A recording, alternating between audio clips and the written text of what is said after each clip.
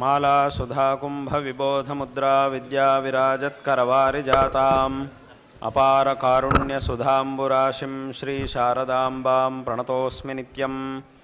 श्रीमते शंकरार्याय धीमते अद्भुतशक्तये नमोस्त्वद्वैत सिद्धांत स्थापनोपात्तमूर्तये।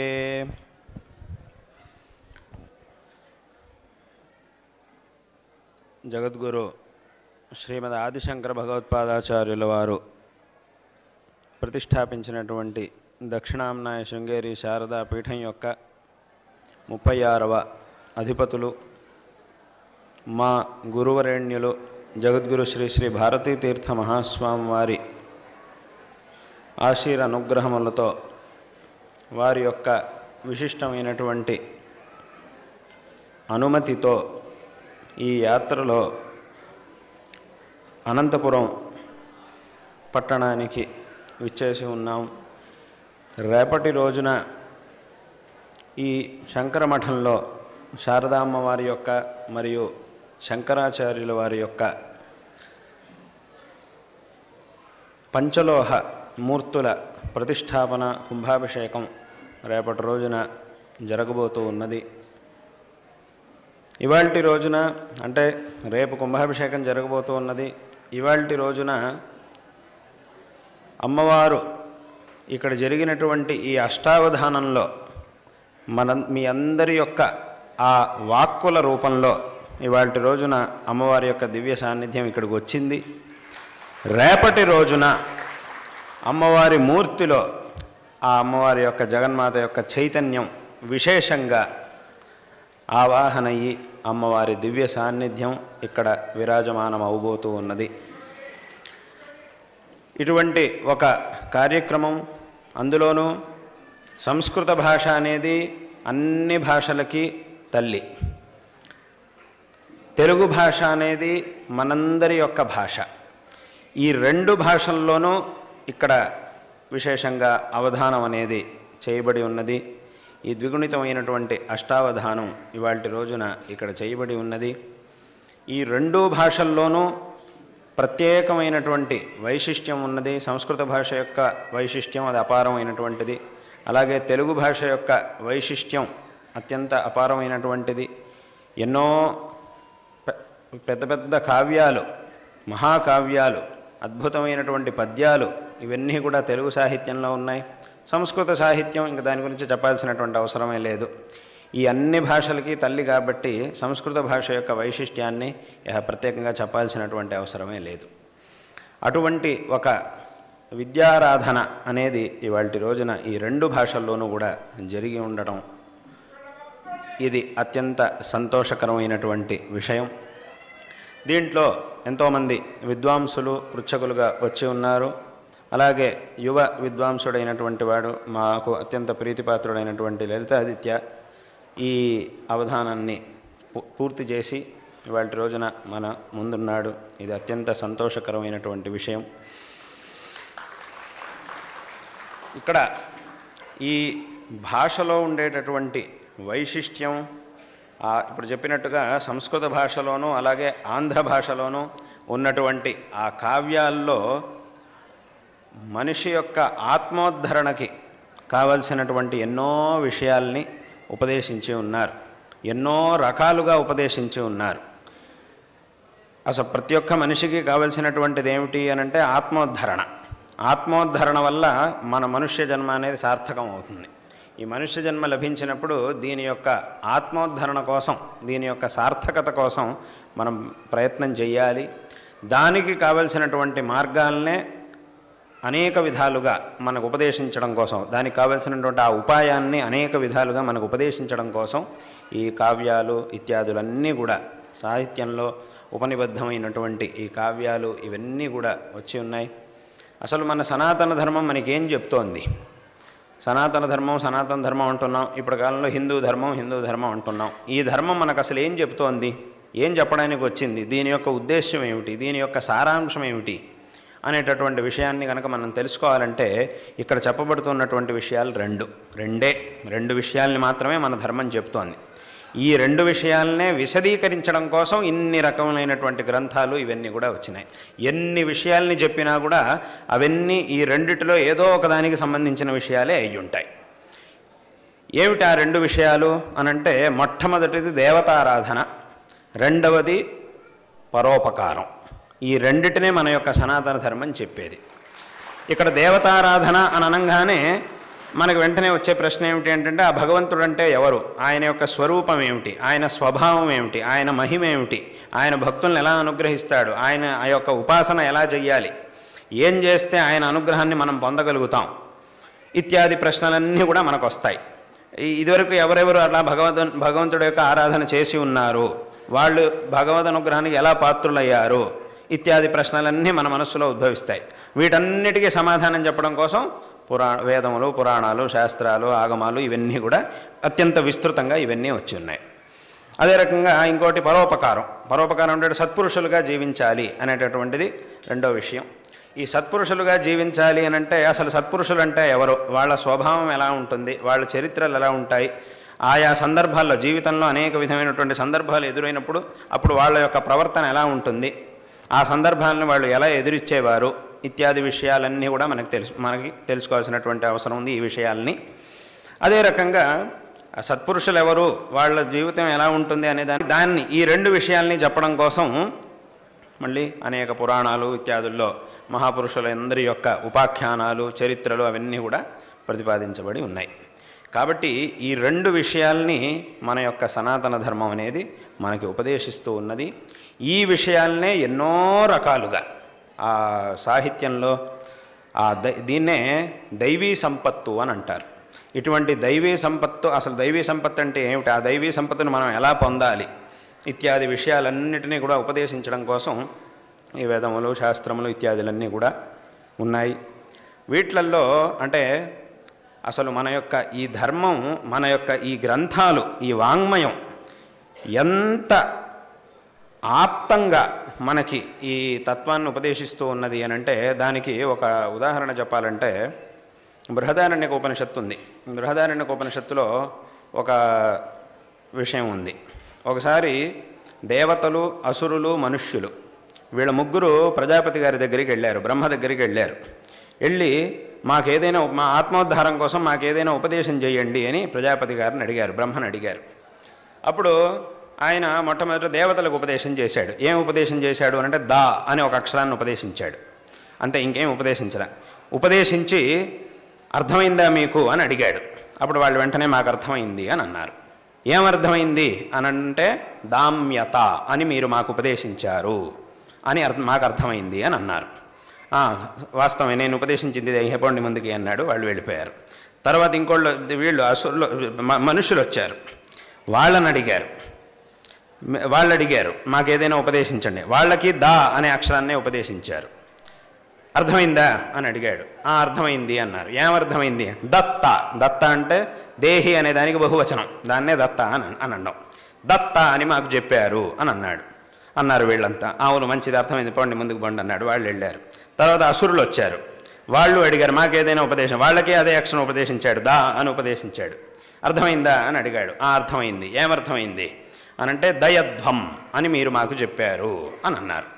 అవును, మంచిది, ఇదే నేను ఉపదేశించింది, వెళ్ళండి ముందుకి అన్నాడు. వాళ్ళంతా వెళ్ళారు. ఇలా ఒక్కొక్కరికి అందరికీ దా అనే అక్షరాన్ని ఉపదేశించి పంపించాడు బ్రహ్మ. అంటే దీని అర్థం ఏమిటి? దామ్యత అనే మాటకి ఏమిటి అర్థం అనంటే ఇంద్రియ నిగ్రహాన్ని కలిగి ఉండాలి, ఇంద్రియ నిగ్రహం కలిగి ఉండుట. దీన్నే దమః. దమం అని అంటాం, శమదమాలు అని అంటాం. శమం అంటే మనోనిగ్రహం, దమం అంటే ఇంద్రియాల యొక్క నిగ్రహం. ఈ ఇంద్రియ నిగ్రహాన్ని కలిగి ఉండాలి అని చెప్పారు. అంటే ఎందుకంటే ఇప్పుడు దేవతలు వాళ్ళు స్వర్గంలో ఉంటారు. స్వర్గంలో అనేక విధమైనటువంటి భోగాల్ని అనుభవిస్తూ ఉంటారు. వాళ్ళు ఆ భోగాలను అనుభవిస్తూ ఉండాలి ఒక పక్క, అలాగని పూర్తిగా ఆ భోగాలకి మనం అధీనం అవ్వకూడదు. ఒకవైపు నిగ్రహం కూడా ఉండాలి, ఇంకోవైపు భోగాన్ని కూడా అనుభవిస్తూ ఉండాలి. రెండింటినీ మనం రెండింటినీ సమానంగా వెళుతూ ఉండాలి, సమానంగా పొందుతూ వెళుతూ ఉండాలి. కాబట్టి సంపూర్ణంగా ఇంద్రియాలకే లొంగిపోయి ఎప్పుడు ఆ భోగాల్ని అనుభవిస్తూ ఉండకూడదు అనేటటువంటి అర్థం వచ్చేట్టుగా ఈ దామ్యత అనేటటువంటి ఉపదేశాన్ని బ్రహ్మ వాళ్ళకి చేశాడు. కాబట్టి వాళ్ళకి ఆ ఉపదేశం ఆవశ్యకం, కాబట్టి దాన్ని ఉపదేశం చేశాడు. మనుష్యుల యొక్క స్వభావం ఎలా ఉంటుంది అనంటే అన్నీ నాకే కావాలి, నేను ఎవ్వడికి ఏమీ ఇవ్వను. ఇది సామాన్యంగా అందరి మనుషులకు ఉండేటటువంటి స్వభావం. చాలామంది ఎంతో ఔదార్యంతో ఉండేవాళ్ళు చాలా తక్కువ మంది ఉంటారు. సామాన్యంగా అందరికీ ఉండేది ఏమిటంటే కనిపించినవన్నీ నాకే కావాలి, అలాగే నా దగ్గర ఉన్నది నేను ఎవ్వడికి ఇవ్వను, ఇది నా దగ్గరే ఉండాలి, నాకు మాత్రమే కావాలి. ఈ భావన ఎక్కువ మనుషుల్లో ఉంటుంది. కాబట్టి అక్కడ బ్రహ్మ ఏం చేశాడంటే దత్త అంటే ఇప్పుడు దేహి అంటే ఇవ్వు అని అర్థం. దీనికే బహువచనం ఇవ్వండి అంటే దాన్నే సంస్కృతంలో దత్త అని అన్నారు. కాబట్టి ఇవ్వండి అంటే ఏమిటి? దానం చెయ్యండి అని అర్థం. మనిషి అనేవాడు దానం చేస్తే మాత్రమే పుణ్య సంపాదన అనేది కలుగుతుంది. మనకు ఉన్నటువంటి సంపదని సరైనటువంటి పాత్రలో దానం చేస్తే, సత్పాత్ర దానం చేసినప్పుడు మనం చేసినటువంటి అథవా విదేశాల నుంచి అక్కడి ధనాన్ని ఇక్కడికి తీసుకొచ్చినప్పుడు ఇక్కడ వ్యవహారంలో ఎలా ఉందో దాని రకంగా మార్చుకోవాలి. మార్చుకుంటే మాత్రమే ఇక్కడ వ్యవహారం చేయడానికి వీలవుతుంది, ఆ డబ్బుని ఇక్కడ ఖర్చు పెట్టడానికి అవుతుంది. అదే రకంగా మన దగ్గర ఉన్నటువంటి సంపదల్ని మనం పరలోకానికి వెళ్ళినప్పుడు కూడా అది మనతో పాటు ఉండాలి అంటే సద్వినియోగం చెయ్యాలి అని శాస్త్రం మనకు ఉపదేశిస్తూ ఉన్నది. కాబట్టి ఈ విషయాన్ని చెప్పడానికే ఇక్కడ ఆ బ్రహ్మ మనుష్యులకి మాత్రం ప్రత్యేకంగా దత్త అని ఉపదేశం చేశాడు. అదే రకంగా రాక్షసులు, వాళ్ళకేం ఉపదేశం చేశాడు? రాక్షసులు అంటే ఎవరు? వాళ్ళకేమీ దయాగుణం అనేది ఉండదు, అందరినీ హింసిస్తూ ఉంటారు.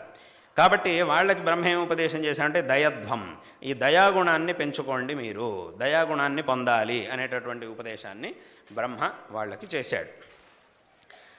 ఈ విషయాన్ని చెప్పి తర్వాత అక్కడ వేదం శృతి ఏం చెప్తోంది అనంటే, ఈ 3 సార్లు ఒక్కొక్కళ్ళకి దా అని ఉపదేశం చేశాడు. 3 సార్లు ఆ దా అనేటటువంటి అక్షరాన్ని ఉపదేశం చేశాడు బ్రహ్మ.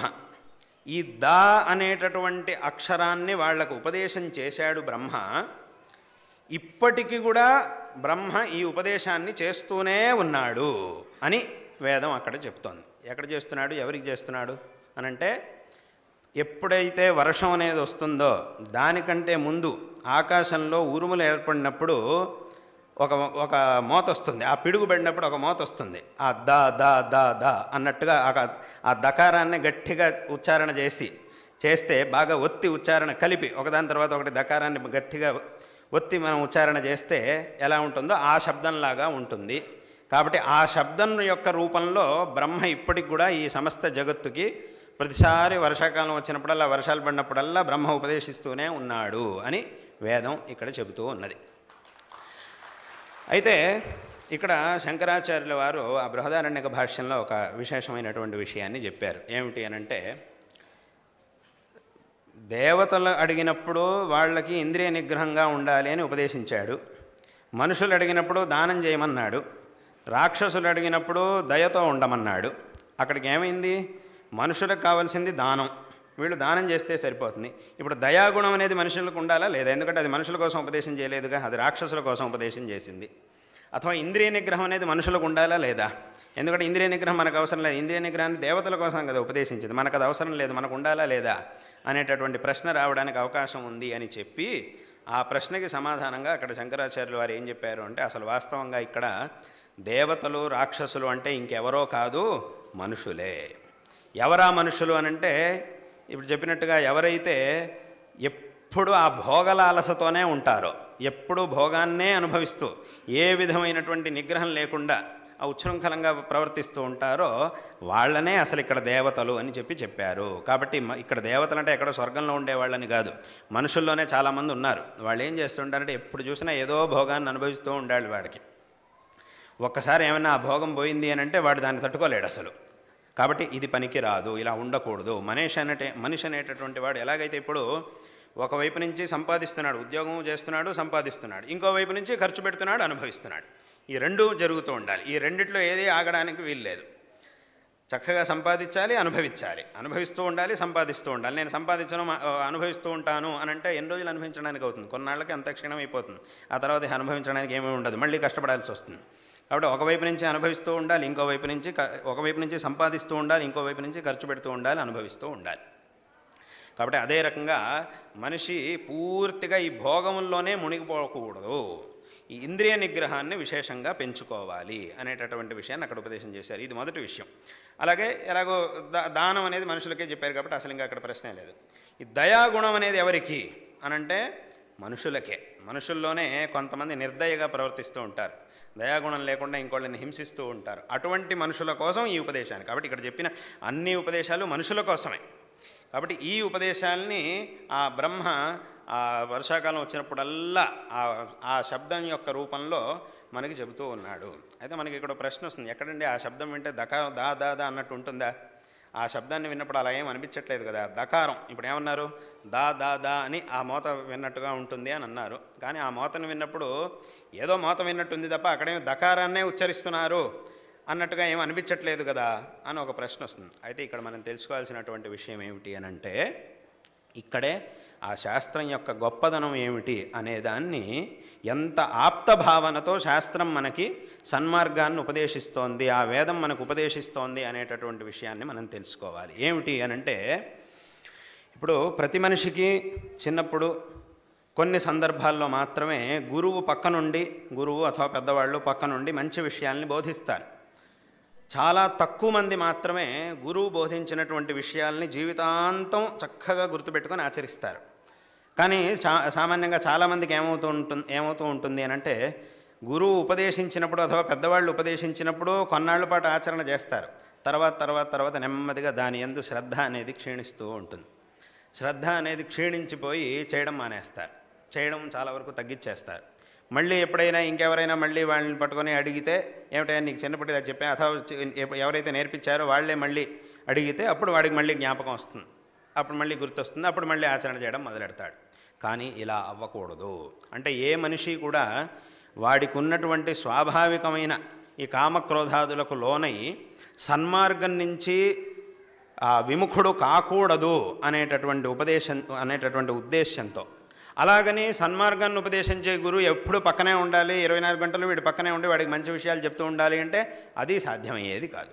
అందుకోసం శాస్త్రం ఏం చెప్తోంది అనంటే, ఏ విషయాల్ని మనం ఎప్పుడూ చూస్తూ ఉంటామో, ఏ పదార్థాలని మనం ఎప్పుడూ చూస్తూ ఉంటామో ఆ పదార్థాలలోనే ఇటువంటి ఈ యొక్క ఉపదేశాన్ని అక్కడ ఆరోపించి ఆ పదార్థం నుంచి మనం ఈ ఉపదేశాలని పొందుతూ ఉన్నాము అన్నట్టుగా శాస్త్రం మనకు ఉపదేశిస్తోంది. కాబట్టి దీని ద్వారా మనం ఏం తెలుసుకోవాలి, ఎప్పుడైతే వర్షాకాలంలో ఆ ఉరుమల శబ్దం వింటామో అప్పుడు మనకు వెంటనే ఏం గుర్తు రావాలి, ఈ ఉపదేశాలే మనకు గుర్తు రావాలి. ప్రతి సంవత్సరం వర్షాకాలం వచ్చింది అథవా ఉపదేశాలు ఆ శబ్దం విన్న వెంటనే మనకేం గుర్తు రావాలి, అందరికీ ఏం గుర్తొస్తుంది, పైన బట్టలారేసాము దాన్ని తీసుకొచ్చి మడిచిపెట్టాలి, అదో పైన వడియాలు ఆరబెట్టాము దాన్ని తీసుకొచ్చి పెట్టాలి, లేకపోతే తడిసిపోతాయి. అది కాదు మనకు, అది గుర్తు రావచ్చు, వస్తే రావచ్చు, కానీ అది కాదు మనకు గుర్తు రావాల్సింది. మనకు వాస్తవంగా గుర్తు రావాల్సింది ఈ విషయాలు. ఇలా ఆ పరమాత్మ ఈ యొక్క శబ్దముల ద్వారా మనకి ఈ తత్వాన్ని ఉపదేశిస్తూ ఉన్నాడు అనేటటువంటి విషయాల్ని మనం గ్రహించాలి. ఈ విషయం మనకి జ్ఞాపకం రావాలి ఆ శబ్దం విన్న వెంటనే. ఒకవేళ మనం అదే మార్గంలో ఉన్నాము అనంటే సంతోషమే. ఒకవేళ మనం కనుక ఆ మార్గంలో లేకపోతే వెంటనే ఆ శబ్దాన్ని వెంటనే మనం గుర్తు తెచ్చుకోవాలి. నేను ఈ మార్గం నుంచి విముఖుణ్ణి అయ్యాను, మళ్ళీ ఈ మార్గంలో నేను ప్రవేశించాలి. దీన్నే భగవంతుడు ఆ శబ్దాల నుంచి నాకు గుర్తు చేస్తూ ఉన్నాడు. కాబట్టి ఈ ఉపదేశాన్ని చేసినటువంటి బ్రహ్మ అథవా గురువు, తల్లిదండ్రులు వాళ్ళు ఎప్పుడూ మనతో పాటు ఉండకపోయినా ఈ శబ్దాలు ఇవన్నీ కూడా మనతో పాటు ఎప్పుడూ ఉండనే ఉంటాయి. అప్పుడప్పుడు మనకు వినిపిస్తూనే ఉంటాయి, వినకూడదు అనుకున్నా కూడా వినిపిస్తూ ఉంటాయి. అప్పుడు ఈ శబ్దాల నుంచి మనం ఈ ఉపదేశాలని గ్రహించాలి. కాబట్టి అక్కడక్కడ ఉండేటటువంటి ఆ వస్తువుల్లో ఆయా ఉపదేశాలని శాస్త్రం అక్కడక్కడ పెట్టి అక్కడి నుంచి మనం వాటిని పొందేట్టుగా శాస్త్రం మనకి ఉపదేశిస్తూ ఉన్నది. అదే రకంగా ఇంకొక మాట కూడా ఉంది శాస్త్రంలో, ఉదయే సవితా రక్తశ్చాస్తమయే తథా అని ఉంది. ఏమిటి, సూర్యుడు ఉదయిస్తూ ఉన్నప్పుడు ఎర్రగా కనబడతాడు, మళ్ళీ అస్తమిస్తున్నప్పుడు కూడా అదే రంగులో ఉంటాడు. దీనివల్ల ఏమిటి, దీనివల్ల చెప్పాల్సిన విషయం ఏమిటి ఇక్కడ అనంటే, ఉదయించడం అనంటే అది అభివృద్ధికి ప్రతీక, అస్తమించడం అంటే అది పతనానికి ప్రతీక. కాబట్టి ఉదయిస్తున్నప్పుడు అస్తమిస్తున్నప్పుడు సూర్యుడు ఒకే రకంగా కనబడుతూ ఉన్నాడు. అదే రకంగా దీని ద్వారా మనిషి నేర్చుకోవాల్సింది ఏమిటంటే, సంపత్తౌచ విపత్తౌచ మహతామేకరూపత అని అన్నది శాస్త్రం. మనకి అభివృద్ధి, మనం కష్టాలు వచ్చినప్పుడు సుఖాలు వచ్చినప్పుడు రెండు సందర్భాల్లోనూ నిర్వికారంగా ఒకే రకంగా ఉండాలి. అనేటటువంటి మాటని శాస్త్రం మనకు ఉపదేశిస్తూ ఉన్నది. అంటే ఈ ఉపదేశాన్ని సూర్యుడిలో పెట్టింది శాస్త్రం, ఆ సూర్యమండలంలో పెట్టింది. కాబట్టి సూర్యుడు ఉదయిస్తున్నాడు అథవా సూర్యుడు అస్తమిస్తున్నాడు అనగానే మనకేం గుర్తు రావాలి? ఇది గుర్తుకు రావాలి. ఆ సూర్యుడిని చూసినప్పుడు మనకి ఇది గుర్తు రావాలి. కష్టాలు వచ్చినా సుఖాలు వచ్చినా మనిషి నిర్వికారంగా, ఎందుకంటే రెండు వస్తూనే ఉంటాయి. రెండు కష్టాలు రాకూడదు అనడానికి వీల్లేదు, సుఖం రాకూడదు అనడానికి వీలదు. అసలు అలా ఎవరు అనరు. సుఖం రాకూడదు అని ఎవరు అనరు. సుఖం అనేది వస్తూనే ఉంటుంది, కష్టాలు కూడా వస్తూనే ఉంటాయి. కానీ మనిషి నిర్వికారంగా ఉండాలి అనేటటువంటి తత్వాన్ని ఆ ఉపదేశం మనకి తెలియజేస్తూ ఉన్నది. కాబట్టి ఆ సూర్యుని చూసినప్పుడు వెంటనే మనకేం తెలియాలి? ఇది గుర్తుకు రావాలి, ఈ విషయం గుర్తుకు రావాలి. అదే రకంగా ఇంకో మాట వేదమే చెబుతూ ఉన్నది, యోసౌ తపన్నుదేతి స సర్వేషాం భూతానాం ప్రాణానాద యోదేతి అని.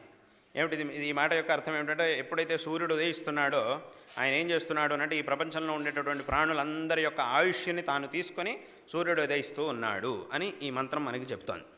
అదేమిటి? సూర్యుడు ఉదయించాలంటే మన ఆయుష్ని ఆయన ఎందుకు తీసుకోవడం? ఆయన పాటికి ఆయన ఉదయించవచ్చు కదా.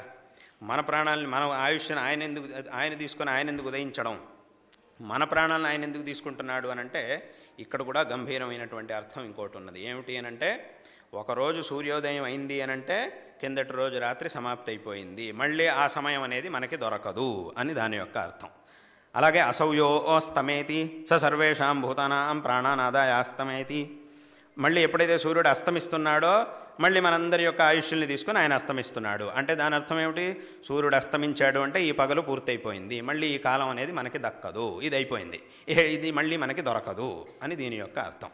కాబట్టి ఈ రకంగా అంటే ఏమిటి? సూర్యుడు ఉదయించాడనగానే మనకి ఇది గుర్తుకు రావాలి. ఓ అయితే నా జీవితంలో కిందటి రోజు రాత్రి అయిపోయింది, సమయం తగ్గిపోయింది, కాబట్టి ఇంకా నేనేం చేయాల్సిందో, ఏ కర్తవ్యాలు ఉన్నాయో లౌకికమైనటువంటివి ధార్మికమైనటువంటివి ఏ కర్తవ్యాలు ఉన్నాయో వీటన్నిటినీ కూడా నేను ఇంకా సావధానంగా ఇంకా తొందరగా నిర్వహించాలి, ఊరికే జాగు చేయకుండా తొందరగా నేను వీటిని చెయ్యాలి అనేటటువంటి విషయం మన జ్ఞాపకం రావాలి సూర్యోదయం సూర్యాస్తమయాల్ని చూసినప్పుడు. కాబట్టి అంటే సూర్యుడిని అయితే రోజు మనం చూస్తూ ఉంటాం, కాబట్టి అటువంటి సూర్యుడి ద్వారానే మనం ఉపదేశం సూర్యుడు ఏమీ మాట్లాడడం, ఆయన ఏం చెప్పడం, మనకేం ఉపదేశం చేయట్లే, కానీ శాస్త్రం చెబుతోంది. అంటే ఏమిటి? ఆ ఉదయిస్తున్న సూర్యుడిని చూసిన వెంటనే మనకి ఈ విషయం గుర్తొచ్చేట్టుగా శాస్త్రం ఒక వ్యవస్థని కల్పిస్తూ ఉన్నది, ఏర్పాటు చేస్తూ ఉన్నది. కాబట్టి ఆ సూర్యుడిని చూసిన వెంటనే మనకి ఈ విషయం జ్ఞాపకానికి రావాలి వెంటనే. ఓ అయితే సూర్యుడు ఉదయించాడు, కిందటి రోజు అయిపోయింది, ఇంకో రోజు మొదలైంది, ఇవాళ నేను మంచి పనులు చేయాలి, చాలా పనులు నేను చేయకుండా అలాగే వదిలేశాను, ఇప్పుడు నేను మంచి పనులు చేయాలి అనేటటువంటి సంకల్పం మనకి రావాలి. తద్వారా మంచి ఆచరణలను మనం చేస్తూ ఉండాలి. కాబట్టి ఈ రకంగా ఆ ఎన్నో ఉపదేశాలని ఇదంతా ఎందుకు చెప్పొచ్చాము అనంటే, ఆ శాస్త్రం అనేది ఎంతో ఆప్తభావంతో మనకి ఈ తత్వాన్ని ఉపదేశిస్తూ ఉన్నది. అలాగే ఇంకొక ఉదాహరణ కూడా చెప్తారు. ఏమిటంటే, కొబ్బరి చెట్టు ఉంది, ఆ కొబ్బరి చెట్టు మీద ఆ కొబ్బరి చెట్టుని వర్ణిస్తూ ఒక విషయాన్ని శాస్త్రం మనకు ఉపదేశిస్తూ ఉన్నది. ఏమిటి అంటే, ఈ కొబ్బరి చెట్టు ఏం చేస్తోంది? అది చిన్న మొక్కగా ఉన్నప్పుడు దానికి మనం నీళ్లు పోసి పెంచుతూ ఉన్నాం, అది పెద్దదైన తర్వాత ఏం చేస్తోంది? తన నెత్తి మీద ఎన్నో కొబ్బరి బొండాలని మోస్తూ మనకి మధురమైనటువంటి నీటిని ఇస్తోంది, కొబ్బరి నీటిని మనకి ఇస్తూ ఉన్నది. దీని ద్వారా మనం తెలుసుకోవాల్సింది ఏమిటంటే, ఆ కృతజ్ఞత అనేటటువంటి గుణాన్ని తెలుసుకోవాలి అని శాస్త్రం చెబుతూ ఉన్నది. మనం దానికి ఏమి ఇచ్చాము? మామూలు నీళ్లు పోసామంతే, మనమేమి తీయటి నీళ్ళు ఏం పోయలేదు, దాని మధురమైనటువంటి జలాన్ని మనం ఇవ్వలేదు. మామూలు మనకి ఏం నీళ్లు దొరికాయో దాన్నే పోసాము, దాంతోనే అది పెరిగింది. కానీ అది మాత్రం మనకి వెనక్కి ఏమి ఇస్తోంది? తీయటి జలాలను ఇస్తోంది, ఆ కొబ్బరి నీటిని మనకి ఇస్తూ ఉన్నది. కాబట్టి ఈ యొక్క తత్వాన్ని ఆ చెట్టులో పెట్టారు, ఆ చెట్టులో ఈ యొక్క తత్వాన్ని పెట్టేసింది శాస్త్రం. అంటే దాన్ని చూసినప్పుడు మనకి ఇది గుర్తుకు రావాలి. కాబట్టి ఈ రకంగా ఎట్టి పరిస్థితుల్లోనూ మనిషి అనేటటువంటి వాడికి సన్మార్గం నుంచి విముఖత అనేది కలగకూడదు, ఈ సన్మార్గం యొక్క విస్మృతి అనేది మనిషికి కలగకూడదు అనేటటువంటి మహోన్నతమైన ఉద్దేశ్యంతో శాస్త్రం ఈ విషయాల్ని ఇంత ఆప్తభావంతో మనకు ఉపదేశిస్తూ ఉన్నది. ఎందుకంటే మనిషి యొక్క ఆయుష్ చాలా చిన్నది. మనం అంటాం, 100 ఏళ్ళ ఆయుష్ ఉంది, నాకు చాలా ఆయుష్ ఉంది, జ్యోతిషం చూసిన వాళ్ళు చెప్పేశారు, నీకు 100 ఏళ్ళ ఆయుష్, నువ్వు హాయిగా 100 ఏళ్ళు నీకేం ఇబ్బంది లేకుండా బతుకుతామని చెప్పారు అని అంటారు. మంచిదే, సరే, వాస్తవమే. కానీ ఇప్పుడు 100 ఏళ్ళు బతికిన వాళ్ళు ఉన్నారు కదా, వాళ్ళు కూడా ఒక కాలంలో నీలాగే వాళ్ళు నీలాగే చిన్నపిల్ల ముందు పుట్టి తర్వాత చిన్నపిల్లలుగా ఉండి బాల్యావస్థ నుంచి క్రమంగా ఆ వార్ధక్యానికి వెళ్ళారు, వాళ్ళ జీవితం అయిపోయింది అక్కడికి. కాబట్టి నీకు కూడా ఒకరోజు ఆ పరిస్థితి రానే వస్తుంది. కాబట్టి ఇంకా 100 ఏళ్ళు ఉన్నాయి కదా, తర్వాత చూసుకుంటాం అంటూ ఉంటే అది చివరికి ఆ జీవితం అయిపోతుంది, ఇంకా నీకు ఆశలు ఇవన్నీ కూడా తగ్గవు. కాబట్టి ఆ ఆయుష్యం ఉన్నటువంటి, అందుకే శాస్త్రంలో ఒక మాటని చెప్పారు. ఒకసారి ఒక తుమ్మెద, కొంతమంది వినుంటారు ఈ శ్లోకాన్ని, సాహిత్యం తెలిసిన వాళ్ళు దాదాపుగా వినుండొచ్చు ఈ శ్లోకాన్ని. ఒక తుమ్మెద ఏం చేస్తోంది అని అంటే ఒక కమలం లోపలికి వెళ్ళింది. ఆ కమలం లోపలికి వెళ్ళి అక్కడ ఉండేటటువంటి మకరందాన్ని ఆస్వాదిస్తూ ఉన్నది. అప్పుడు ఏమైంది, ఇది ఆ కమలంలో ప్రవేశించినటువంటి సమయం అస్తమయానికి దగ్గరగా ఉంది. ఇది లోపల ఉండేటటువంటి మకరందాన్ని అంతా ఆస్వాదిస్తూ ఉన్నది. ఆ ఆస్వాదన చేయడంలో దానికి కాలమే తెలియలేదు, సమయమే తెలియలేదు. అసలు దానికి తెలియకుండా లోపల ఆస్వాదన చేస్తూ ఉన్నది. ఇంతలో ఏమైంది, సూర్యాస్తమయం అయిపోయింది. సూర్యాస్తమయం అయిపోగానే కమలం కాస్త మూసుకుపోయింది. ఇదంతా చక్కగా ఆస్వాదన చేసి ఇంటికి వెళ్దాం అనుకునేటప్పటికీ బయటికి వెళ్ళడానికి మార్గమే దానికి దొరకలేదు. ఎటు చూసినా కూడా అంధకారం, ఎక్కడికి వెళ్ళాలో తెలియలేదు దానికి. ఏమైంది ఏమైంది ఏమైంది అని చాలాసేపు ఆలోచించిన తర్వాత దానికి తెలిసి వచ్చింది, బహుశా అస్తమయం అయిపోయింది కాబట్టి నాకు బయటికి వెళ్ళడానికి అవకాశం మూసుకుపోయింది కాబట్టి ఇప్పుడు ఇవాళ రేపొద్దున వరకు ఇంక నేను బయటికి వెళ్ళడానికి కుదరదు. మళ్ళీ ఎలాగో రేపొద్దున సూర్యోదయం అవుతుంది, అప్పుడు మళ్ళీ కమలం వికసిస్తుంది, అప్పుడు నేను హాయిగా మళ్ళీ ఇంటికి వెళ్ళొచ్చు అని ఆలోచిస్తూ లోపల కూర్చొని ప్రతీక్షిస్తూ ఉన్నది. ఇంకాసేపట్లో పొద్దున అవుతుంది, ఇంకాసేపట్లో సూర్యోదయం అవుతుంది, ఇంకాసేపట్లో కమలం వికసిస్తుంది అని లోపల కూర్చొని అది ఆలోచిస్తూ ఉన్నది. వెళ్ళిపోవచ్చు దగ్గరికి వచ్చేసింది, ఇంకాసేపు ఇంకొన్ని గడియల్లో సూర్యోదయం అయిపోతుంది, వెళ్ళిపోవచ్చు అనుకుంటూ ఉన్నది. సరిగ్గా అప్పుడే ఒక ఏనుగు కాస్త అక్కడికి వచ్చింది. ఒక ఏనుగు ఆ సరోవరానికి వచ్చింది. ఆ సరోవరానికి వచ్చి ఏనుగుకి నీళ్లు చూస్తే చాలా మహానందం కాబట్టి ఆ నీళ్ళని చూసింది, నీళ్లలోకి దిగింది, ఆ నీళ్లను అల్లకల్లోలం చేసింది. ఆ చేసే దాంట్లో ఈ పువ్వుని ఎత్తి తన యొక్క తొండంతో ఎత్తి ఎక్కడో దూరంగా విసిరేసింది. అది కాస్త ఎక్కడో పోయి అది ఒడ్డున ఎక్కడో పడింది. ఆ కమలం అనేది నీళ్లల్లో చెట్లు దీంట్లో ఉంటే, ఆ తీగలో ఉంటే అప్పుడు అది వికసిస్తుంది. నీళ్లల్లో ఉంటే బయటపడేశారంటే ఇంకా అది అయిపోయింది, ఇంకా వాడిపోతుంది, ఇంకా అది మళ్ళీ తెరుచుకోవడానికి అవకాశం లేదు. ఆ లోపల ఉండేది అంటే ఏమిటి, ఇది అనుకున్నది నాకు ఇంకా బోల్డంత సమయం ఉంది, రేపొద్దున అయిపోతుంది, తర్వాత వెళ్ళొచ్చు, ఇంకా వచ్చే తర్వాత పనులన్నీ తర్వాత చేసుకోవచ్చు అని అనుకుంటూ లోపలే కూర్చుంది. కానీ ఆ పరిస్థితి కాస్త ఇలా మారింది. ఇలా మారి చివరికి అది బయటికి రావడానికి అవకాశమే లేకుండా పోయింది. కాబట్టి ఈ విషయం అంటే ఆ శ్లోకాన్ని ప్రాచీనులు చెప్పినటువంటి శ్లోకం, రాత్రిర్గమిష్యతి భవిష్యతి సుప్రభాతం భాస్వాన్ ఉదేష్యతి హసిష్యతి పంకజశ్రీ ఇత్థం విచింతయతి కోశగతే ద్విరేఫే హా హంత హంత నళినీం గజ ఉజ్జహార అని చెప్పారు శాస్త్రంలో. కాబట్టి అంటే ఏమిటి, మనం అనుకుంటూ ఉంటాం ఇంకా చాలా సమయం ఉంది అని. కానీ మనం చూస్తూ ఉండగానే ఆ సమయం అంతా ముగిసిపోతుంది, మనం అనుకున్నటువంటి సమయం అంతా పూర్తయిపోతుంది, ఖాళీ అయిపోతుంది. కాబట్టి ఎలాగైతే ఆ సూర్యుడు ఉదయించినప్పుడు అటువంటి ఆ సూర్యుడిని చూసి నేను దీని ద్వారా ఇవాళ రోజు నా జీవితంలో కిందటి రోజు అయిపోయింది, ఇంకో కొత్త రోజు మొదలైంది, ఇవాళ రోజు నేను మంచి పనులు చేయాలి, ఆ సమయం క్రమంగా క్షీణిస్తూ ఉన్నది కాబట్టి నేను మంచి పనులు చేయాలి అనేటటువంటి సంకల్పాన్ని విశేషంగా పొంది మన యొక్క కార్యములని మనం విశేషంగా చెయ్యాలి అనేటటువంటి ఉపదేశాన్ని శాస్త్రం ఈ రకంగా చేస్తూ ఉన్నది. అంటే ఈ రకంగా ఎన్నో శ్లోకాలు, ఎన్నో ఉపదేశాలు అత్యంత విస్తారంగా ఈ సాహిత్యంలో ఉన్నాయి. ఇవన్నీ కూడా మనిషి యొక్క ఆత్మోద్ధారం కోసం శాస్త్రం ఉపదేశిస్తూ ఉన్నది. ఇంత ఆప్తతతో, ఇటువంటి ఆప్త భావనతో ఉపదేశించేటటువంటి శాస్త్రం ఏదైనా ఉంది అని అంటే అది మన సంస్కృత వాంగ్మయం మాత్రమే. ఈ సమస్త ప్రపంచంలో ఇంత ఆప్త భావనతో ఉపదేశించేటటువంటి సంస్కృత వాంగ్మయం అది మనకి మాత్రమే ఉంది. అలాగే ఈ సంస్కృత వాంగ్మయాన్ని అనుసరించి వచ్చినటువంటి ఇతర భాష వాంగ్మయాలు కూడా ఇదే రకంగా సంస్కృతం యొక్క మార్గాన్నే అనుసరిస్తూ ఇటువంటి ఉపదేశాలని మనకి చేస్తూ ఉన్నాయి. కాబట్టి ఇవన్నీ కూడా వీటన్నిటి యొక్క ఉద్దేశం ఏమిటి అని అంటే మనిషి యొక్క ఉద్ధరణ, సమస్త మానవలోకం యొక్క ఉద్ధరణ జరగాలి, ఉద్ధారం అవ్వాలి, ప్రతి ఒక్క మనిషికి మంచి జరగాలి అనేటటువంటిదే మన యొక్క సనాతన ధర్మం యొక్క వాంగ్మయం తాత్పర్యం. కాబట్టి దీన్ని అందరూ కూడా చక్కగా తెలుసుకొని జీవితంలో విశేషమైనటువంటి ధర్మానుష్ఠానం చేసి కృతార్థులు కావాలి అనేటటువంటి విషయాన్ని ఈ సందర్భంలో అందరికీ కూడా తెలియజేస్తూ ఉన్నాం. ఇటువంటి గొప్ప సాహిత్యం, ఆ సాహిత్య గ్రంథాలు ఇవన్నీ కూడా మన యొక్క అలౌకికమైనటువంటి సంపదలు. అటువంటి ఇది పెద్ద సముద్రం లాంటిది ఇదంతా కూడా. ఈ సంస్కృత సాహిత్యం అథవా మన ఆంధ్ర భాషా సాహిత్యం ఇవన్నీ కూడా ఎంతో పెద్ద సముద్రం లాంటివి.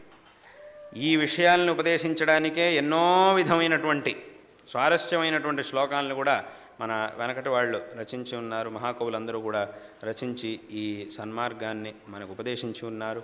కాబట్టి ఇటువంటి గొప్ప వాంగ్మయాన్ని పొంది ఉన్నటువంటి ఈ సనాతన ధర్మం యొక్క అనుయాయులమైన మనందరి యొక్క జీవితం ఎంతో ధన్యం.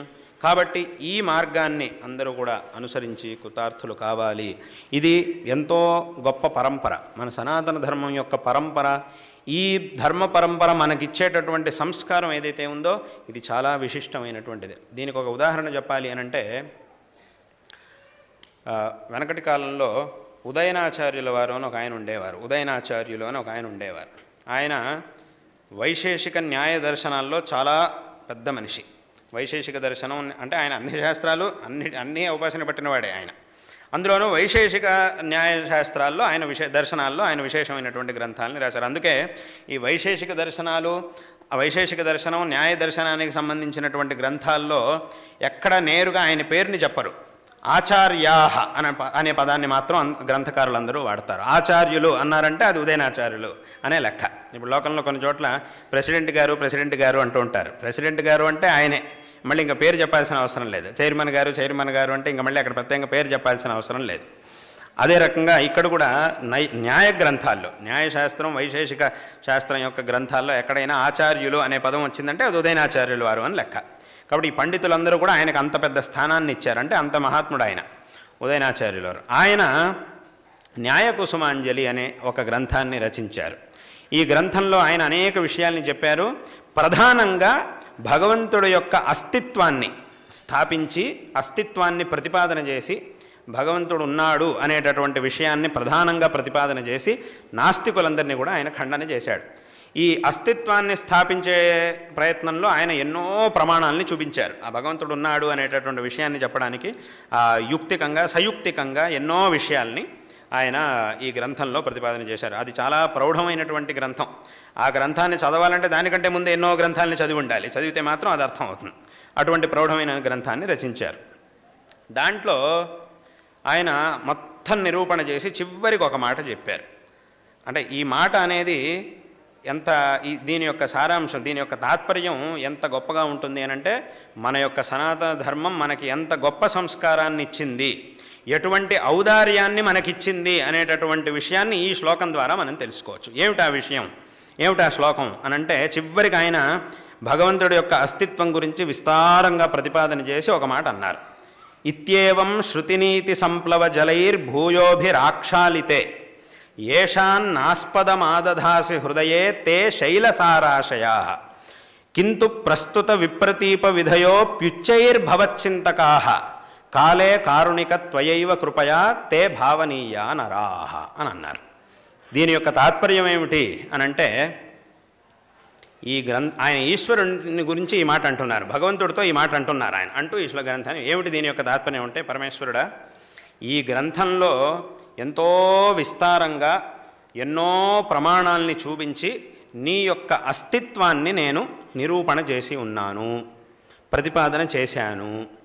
ఇంత చెప్పినా కూడా ఇంకా నమ్మనటువంటి వాళ్ళు మూర్ఖులు కొంతమంది ఉండనే ఉంటారు ప్రపంచంలో. ఇన్ని ప్రమాణాలు చూపించి, ఇంత విస్తారంగా ప్రతిపాదన చేసి, ఇన్ని యుక్తుల్ని చూపించినా కూడా ఇంకా మేము దీన్ని ఒప్పుకోము అనుకుంటూ మాట్లాడేటటువంటి మూర్ఖులు ఎంతోమంది ప్రపంచంలో ఉండనే ఉంటారు. మరి అటువంటి వాళ్ళని ఏం చెయ్యాలి అనంటే, ఏదో చేయక్కర్లేదు. అటువంటి వాళ్ళకు కూడా కాస్త వచ్చే భవిష్యత్తులో అయినా వాళ్ళకి మంచి బుద్ధిని ప్రసాదించి, వాళ్ళకి కూడా నీ యొక్క తత్వాన్ని తెలుసుకునే ఆ యోగ్యతని ప్రసాదించు, వాళ్ళని కూడా నువ్వే కాపాడు అని చెప్పి ముగించారు. అంటే కింటు ప్రస్తుత విప్రతీప విధయోపి ఉచ్చైర్భవచ్చింతక, ఉచ్చై అంటే బాగా అని అర్థం, భవచ్చింతక వాళ్ళు కూడా నిన్నే చింతించి నీ యొక్క తత్వాన్ని తెలుసుకునేట్టుగా వాళ్ళని నువ్వు అనుగ్రహించు అని అన్నారే తప్ప, అటువంటి వాళ్ళని ఏదో చెయ్యి, ఇక్కడ నువ్వు ఉంచడానికి వెళ్ళలేదు, అటువంటి వాళ్ళని నువ్వు సంహారం చెయ్యి, అది ఇది అని అనలేదు. అక్కడ ఏమన్నారు, వాళ్ళకు కూడా మంచి బుద్ధినివ్వు, ఇచ్చి ఈ తత్వాన్ని తెలుసుకునే యోగ్యతని ప్రసాదించు అని అన్నారే తప్ప, అటువంటి వాళ్ళని ఏదో చెయ్యాలి, అది చెయ్యాలి, ఇది చెయ్యాలి అని అనలేదు. ఇటువంటి మాట అంటే ఏమిటి, ఎవరైతే నేను ఇన్ని యుక్తులతో ఇంత విస్తారంగా తత్వాన్ని, నీ యొక్క తత్వాన్ని ఉపదేశించినా కూడా ఒప్పుకోవడానికి తయారుగా లేరో, వాళ్ళని కూడా మంచి బుద్ధిని ప్రసాదించి అనుగ్రహించు అనేటటువంటి మాటని చెప్పినటువంటి వ్యక్తి అనంటే అది మన సనాతన ధర్మానికి చెందినటువంటి వ్యక్తి మాత్రమే. వేరే ఎవ్వరూ కూడా నా ప్రకారం బహుశా నేను చూసిన దాంట్లో వేరే అంటే ఈ ధర్మం కానటువంటి వాళ్ళు ఎవరిలోనూ ఇటువంటి మాటను నేను ఎక్కడా చూడలేదు. సామాన్యంగా నేను ఎక్కడైనా చూడలేదు. మీరు ఎవరైనా చూసుంటే నాకు చెప్పచ్చు ఆ విషయాన్ని. అంటే ఏమిటి, మేము చెప్పినటువంటి దాన్ని ఎవరు ఒప్పుకోవట్లేదో వాళ్ళకు కూడా మంచి బుద్ధిని ఇచ్చి మేము చెప్పేదాన్ని తెలుసుకునేట్టుగా అనుగ్రహించు అని వాళ్ళెప్పుడు కూడా వాళ్ళ దేవుణ్ణి అడిగినట్టు ఎక్కడా కనబడదు మనకి. అట్లా ఎక్కడా లేదు. కానీ మన పూర్వీకులు అట్లా అడిగారు. ఎవరైనా సరే అంటే ఏమిటి, యథావత దీని యొక్క తాత్పర్యం ఏమిటి, ఎవరైనా సరే ఏదో వాడి ప్రారంభ కర్మ వల్ల ఆ మార్గంలోకి వెళ్ళాడు, తప్పు మార్గంలోకి వెళ్ళాడు. కానీ అలాగని వాడిని కూడా వదిలేయకుండా కాస్త వాడికి కూడా మంచి బుద్ధినిచ్చి మళ్ళీ సరైన మార్గంలోకి తీసుకురండి అని ఆయన అన్నారు. కాబట్టి ఇది ఆ సనాతన ధర్మం యొక్క సంస్కారం. అది దీంట్లో ఈ శ్లోకంలో మనకి ఆ సంస్కారం అనేది ఈ శ్లోకం మనకి తెలియజేస్తూ ఉన్నది. ఈ శ్లోకం ద్వారా మనకి అవగతం అవుతూ ఉన్నది. అందుకే ఆయనే అక్కడే ఇంకొక మాట అంటారు, నహ్యయం స్థాణోరపరాధ ఏదైనా అంధో నపశ్యతి అని ఒక మాట అన్నారు. ఆ ఉదయనాచార్యుల వారు ఈ మాటను అంటారు. అంటే ఇక్కడ రెండు అర్థాలు ఉన్నాయి. స్థాణు అంటే ఈశ్వరుడు శివుడు అని ఒక అర్థం, స్థాణు అంటే ఒక ఎండిపోయిన చెట్టు అని కూడా అర్థం. ఒక గుడ్డివాడు ఒక ఎండిపోయినటువంటి చెట్టుని చూడలేకపోతున్నాడు అని అంటే అక్కడ తప్పు ఆ చెట్టుది కాదు, వీడిది. అంటే వీడు అక్కడ లోపం వీడిలో ఉంది కానీ చెట్టులో లేదు. చెట్టు అది ఎప్పటికైనా అలాగే ఉంటుంది. కాబట్టి అక్కడ దాని యొక్క లోపం వీడిది కాదు, దానిది. అదే రకంగా ఒక నాస్తికుడైనటువంటి వాడు భగవంతుడిని చూడలేకపోతున్నాడు. ఆ దర్శనం అంటే ఎలా చూడాలో అలా వాడు చూడలేకపోతున్నాడు అని అంటే అది భగవంతుడి యొక్క అపరాధం కాదు. నహ్యం స్థాణోరపరాధ ఏదైనా అంధో నపశ్యతి. ఈ అంధుడు అంటే ఏంటో అజ్ఞాని అని అర్థం. ఈ అజ్ఞాని అయినటువంటి వాడు భగవతత్వాన్ని తెలుసుకోలేకపోతున్నాడు అని అంటే అది అది ఈశ్వరుడి యొక్క తప్పు కాదు, వీడి యొక్క తప్పు. కాబట్టి మరి ఆ భగవంతుడిని తెలుసుకోవాలంటే ఏం చేయాలి, దానికి కూడా మళ్ళీ భగవంతుడు అనుగ్రహమే. కాబట్టి వాళ్ళను కూడా నువ్వు వదిలేయకుండా వాళ్ళను కూడా అనుగ్రహించు అని అక్కడ ఉదయనాచార్యులు వారు ఇలా ప్రార్థిస్తూ ఉన్నారు. కాబట్టి ఈ రకంగా ఈ గొప్ప పరంపర, మన యొక్క సనాతన ధర్మ పరంపర అనేది ఏదైతే ఉందో ఇది ఎంత గొప్ప సంస్కారాన్ని మనకిస్తోంది. ఇందులో ఎంత గొప్ప గొప్ప ఉపదేశాలు ఉన్నాయి. అలాగే ఎంత ఆప్తభావనతో ఈ ధర్మం, ఈ గ్రంథాలు, ఈ వాంగ్మయం ఇది సమస్త ప్రపంచంలో ఉండేటటువంటి సమస్త మనుష్యులకు కూడా ఈ ధర్మం అనేది, ఈ వాంగ్మయం సదుపదేశాలని చేస్తూ ఉన్నది అనేటటువంటి విషయాల్ని మనందరం కూడా తప్పకుండా తెలుసుకోవాలి. ప్రతి ఒక్క మనిషి తప్పకుండా దీన్ని తెలుసుకోవాలి. ఈ ధర్మం యొక్క గొప్పదనాన్ని ప్రతి ఒక్క మనిషి తప్పకుండా తెలుసుకోవాలి. ఊరికే దీన్ని సగం సగం తెలుసుకొని ఏదేదో మాట్లాడే వాళ్ళు ఉంటారు, చాలామంది ఉన్నారు ప్రపంచంలో. దీని గురించి సగం సగం తెలుసుకోవడం, ఏదో ఒకే విషయాన్ని మాత్రం పట్టుకోవడం, దాని ముందు వెనక ఏముంది అది చూడరు. ఒక విషయాన్ని మాత్రం తీసుకోవడం, దాన్ని మాత్రం తీసుకుని ఏదేదో చెబుతూ ఉండడం, ఇది సరిలేదు, అది అలా ఉంది, ఇది ఇలా ఉంది అని అనడం. ఇట్లా అనేవాళ్ళు చాలామంది ఉండనే ఉంటారు. కానీ వాళ్ళందరి నుంచి అందరూ జాగ్రత్తగా ఉండాలి. అటువంటి వాళ్ళ నుంచి జాగ్రత్తగా ఉండాలి. ఎందుకంటే ఇక్కడ ఉన్నటువంటి ప్రతి ఒక్క విషయం వెనక ఒక కారణం అనేది ఉండనే ఉంటుంది. కొన్నిటిని తెలుసుకోగలిగే యోగ్యత మనకు ఉంటుంది, కొన్నిటిని తెలుసుకోగలిగే యోగ్యత మనకు ఉండదు. కానీ ప్రతి ఒక్క విషయం యొక్క, ప్రతి ఆచరణ యొక్క తాత్పర్యం ఏదో ఒకటి ఉండనే ఉంటుంది.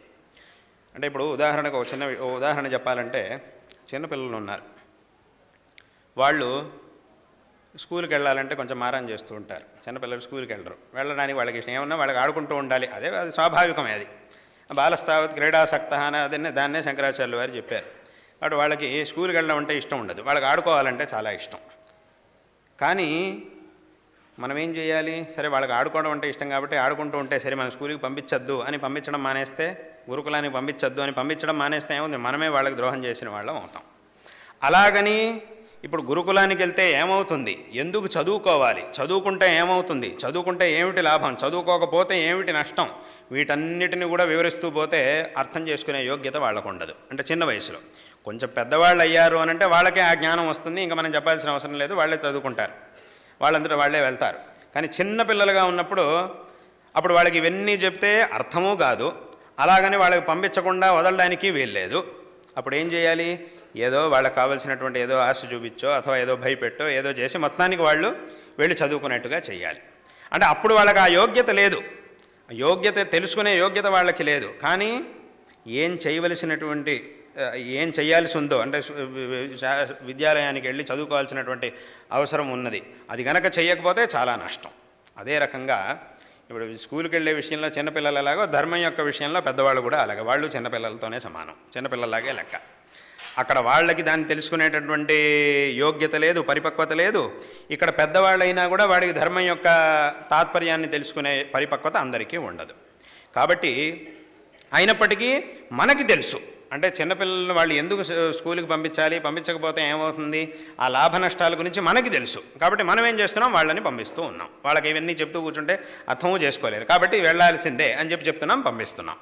అదే రకంగా ఈ విషయాలన్నిటిని కూడా వివరిస్తూ పోతే దాన్ని అర్థం చేసుకునేటటువంటి యోగ్యత కొంతమందికి మాత్రమే ఉంటుంది. కాబట్టి ఇక్కడ ఉన్నటువంటి లాభ నష్టాలు వీటన్నిటినీ విస్తృతంగా చర్చించి ఏం చెయ్యాలి, ఏం చెయ్యకూడదు అనే విషయాల్ని ఎప్పుడో మన మహర్షులు మనకు ఉపదేశం చేశారు.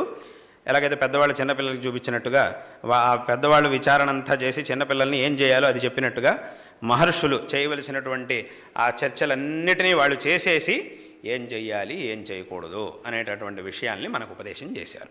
కాబట్టి ఆ మార్గాన్ని అనుసరించి మన జీవితాన్ని సాగించడం అనేది మన యొక్క కర్తవ్యం. కాబట్టి ఇక్కడ చర్చలు చేయాల్సినటువంటి అవసరం, చర్చలంతా చేయడం అయిపోయింది, చర్చలంతా మహర్షులు చేసేశారు. ఇప్పుడు చర్చ చేయడం అనవసరం, చేసినా నీకు అర్థము కాదు, దాని తాత్పర్యం ఏమిటనేది అర్థము కాదు. కాబట్టి మన యొక్క కర్తవ్యం ఏమిటంటే దీని ఆచరణ చెయ్యడం. ఆచరణ చేస్తూ ఉంటే తద్వారా మనకి విశేషమైనటువంటి శ్రేయస్సు కలుగుతుంది. ఈ లోకంలో, పరలోకంలో, వచ్చే జన్మల్లోనూ కూడా మనకు విశేషమైనటువంటి శ్రేయస్సు లభిస్తుంది అనేటటువంటి విషయంలో ఏమాత్రం సందేహానికి అవకాశం లేదు. ఇక్కడ కొంతమంది అడుగుతుంటారు, ఇదేమిటండి వచ్చే జన్మ ఏమిటి, వెనకటి జన్మ ఏమిటి, ఇవన్నీ ఉన్నాయా, ఏమిటి వచ్చే జన్మ వెనకటి జన్మ ఉందని ఎవరికి తెలుసు, ఎవరు ఒప్పుకుంటారు దీన్ని? ఇప్పుడైతే ఇప్పుడు ఉన్నాము, ఇదైతే మనకు కనబడుతోంది, ఇదంతా వాస్తవం. వెనకటి జన్మ, వచ్చే జన్మ ఇవన్నీ ఉన్నాయా నిజంగా అనంటే, ఇక్కడ మనం తెలుసుకోవాల్సినటువంటి విషయం ఏమిటంటే, ఇప్పుడు లోకంలో ఏం జరిగినా కూడా అది చక్కగా జరిగినా అథవా చక్కగా జరక్కపోయినా, మనం అనుకున్నట్టుగా జరక్కపోయినా దాని వెనక ఏదో ఒక కారణం ఉండనే ఉంటుంది. ఇది అందరూ ఒప్పుకోవాల్సినటువంటి విషయం, ఒప్పుకున్నటువంటి విషయం, ఒప్పుకోవాల్సినటువంటి విషయం. ఆస్తికుడు నాస్తికుడితో సంబంధం లేదు, అందరూ ఒప్పుకోవాలి. ఏదైనా పని చక్కగా జరిగింది అనంటే దానికి ఏదో కారణం ఉండనే ఉండాలి. ఏదైనా పని సరిగ్గా జరగలేదు, మనం అనుకున్నట్టుగా జరగలేదు అంటే ఎక్కడో లోపం జరిగింది అనేటటువంటి, అంటే ఏమిటి, ఎక్కడ లోపం లేకుండా పని సరిగ్గా జరగలేదు అని అవ్వదు. లోపం ఉన్నందువల్లే మనం అనుకున్నట్టుగా పని జరగలేదు. అథవా కారణం చక్కగా ఉంది కాబట్టి కార్యం కూడా చక్కగా సంపన్నమైంది అనేటటువంటి విషయాన్ని ప్రతి ఒక్కరూ ఒప్పుకోవాల్సినటువంటి ఆవశ్యకత ఉన్నది. అందరూ ఒప్పుకున్న విషయమే ఇది. ఇటువంటి నమ్మకం మీదే ఈ ప్రపంచ వ్యవహారం అంతా నడుస్తూ ఉన్నది. ఇప్పుడు ఏదో ఒక చోట, ఇప్పుడు ఏదో ఒక అంగడికి వెళ్ళారు, అక్కడి నుంచి ఏదో వస్తువు కొనుక్కొచ్చారు, వాడు చెప్పాడు మీకు దీన్ని మీరు ఇలా ఉపయోగించుకోవచ్చు, అలా ఉపయోగించవచ్చు, ఇలా ఉపయోగపడుతుంది, అలా ఉపయోగపడుతుంది, ఏదో చెప్పాడు వాడు. సరే అని చెప్పి దాని ఉపయోగానికని మీరు తెచ్చుకున్నారు, ఇంటికి తెచ్చారు, ఉపయోగించాలనుకున్నారు, కానీ వాడు చెప్పినట్టుగా అది పనిచేయలేదు. అప్పుడు వెంటనే ఏం చేస్తాం, సరే ఏదో వాడు చెప్పేది చెప్పాడులే, ఇది సరిగ్గా మనం అనుకున్నట్టుగా పనిచేయట్లేదులే అని చెప్పి పక్కన పెట్టాం. వెంటనే ఏం చేస్తారు, ఎందుకు ఉపయోగపడట్లేదు, ఇది వాడు చెప్పాడు కదా, ఇది చెప్పాడంటే ఖచ్చితంగా అది మనం అనుకున్నట్టుగా పనిచేయాల్సిందే, ఇది దానివల్ల మనకి లభించాల్సినటువంటి ప్రయోజనం లభించాల్సిందే, ఇది ఎందుకు జరగట్లేదు, వెంటనే మనం దాని మీద ఈ విచారణ మొదలెడతాం. ఎందుకు జరగట్లేదు దాన్ని 2-3 సార్లు మళ్ళీ చూస్తాం, ఇదేదో ఇలా చేయాలా, అలా చేయాలా, ఏం చేసినా మనకు అర్థం కాలేదు. వెంటనే దాన్ని మళ్ళీ వాడి దగ్గరికే తీసుకెళ్తారు. వాడి దగ్గర ఏమయ్యా నువ్వేమో ఇది ఇలా ఉపయోగపడుతుంది, అలా ఉపయోగపడుతుంది అని చెప్పావు, కానీ నువ్వు చెప్పినట్టుగా కావట్లేదే అని వాడికి చెప్తాం. అప్పుడు వాడు అంటాడు, అది కాదు రోజులు, మీది సరి చేయడానికి 4 రోజులు పడుతుంది, అప్పటి వరకు కష్టం అంటాడు.